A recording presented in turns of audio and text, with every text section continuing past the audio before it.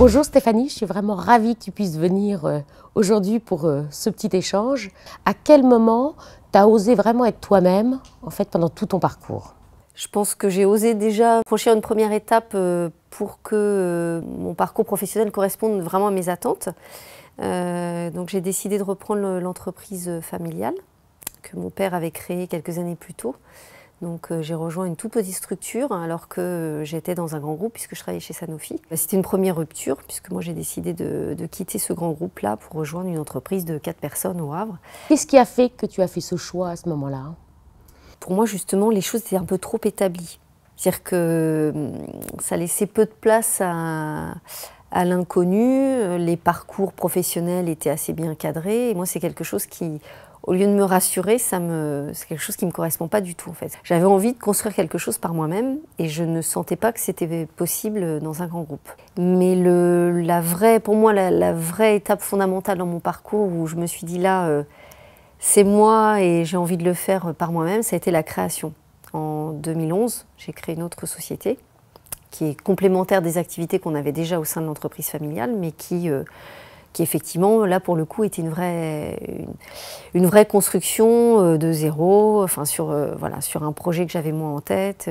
Et à quoi a été lié ce déclic en fait pour créer une start-up hein? Si j'ai bien compris, c'était une start-up. Hein? Oui, c'est quand j'ai repris justement la formation Executive MBA en 2007. On parlait de s'autoriser des choses et d'oser. Cette formation-là, notamment, ça a été un gros challenge aussi, puisque c'est de la formation continue, donc ça veut dire que j'étais toujours chef d'entreprise et qu'en même temps j'ai suivi une formation pendant 1 an, donc c'est un gros défi, c'est beaucoup de travail, mais ça a été, moi j'en avais besoin, c'est-à-dire que quand je l'ai fait, même chose, c'était pas forcément en vue de créer, j'avais pas forcément un plan bien établi, je n'attendais pas, j'allais dire, des choses très concrètes de la formation, puis effectivement je me suis rendu compte qu'il y avait matière à créer, et donc ça a été effectivement un élément déclencheur. Oui. Et dans ton parcours, quels ont été les leviers qui t'ont permis d'oser justement?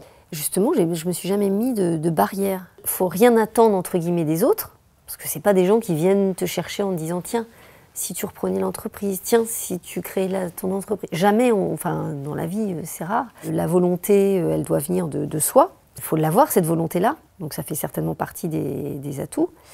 Mais il faut aussi il faut s'autoriser à oser. Dans les différentes étapes hein, que tu as eues pendant tout ton parcours, est-ce qu'il y a eu des moments où tu as hésité, où tu t'es posé des questions? C'est plutôt les autres en fait qui renvoient, qui mettent des barrières. Moi j'ai plein de collègues chez Sanofi qui m'ont dit mais tu te rends compte ce que tu lâches?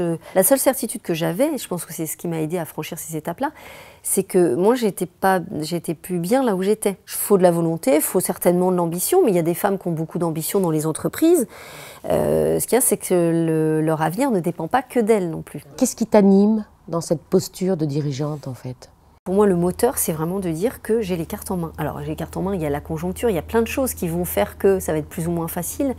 Mais j'ai en tous les cas la sensation de pouvoir me dire c'est moi qui décide des orientations que je souhaite donner à mon entreprise et à mon parcours professionnel. Et quels conseils t'aimerais donner aujourd'hui aux jeunes? Tout est possible.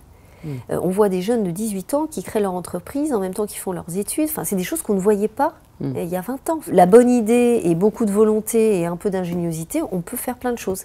Et c'est paradoxal parce que le contexte économique est très compliqué. Mais pour le coup, il ne faut pas attendre non plus qu'on vienne vous chercher, quoi. Merci beaucoup Stéphanie, j'étais vraiment contente de pouvoir échanger quelques minutes avec toi. Merci Marielle.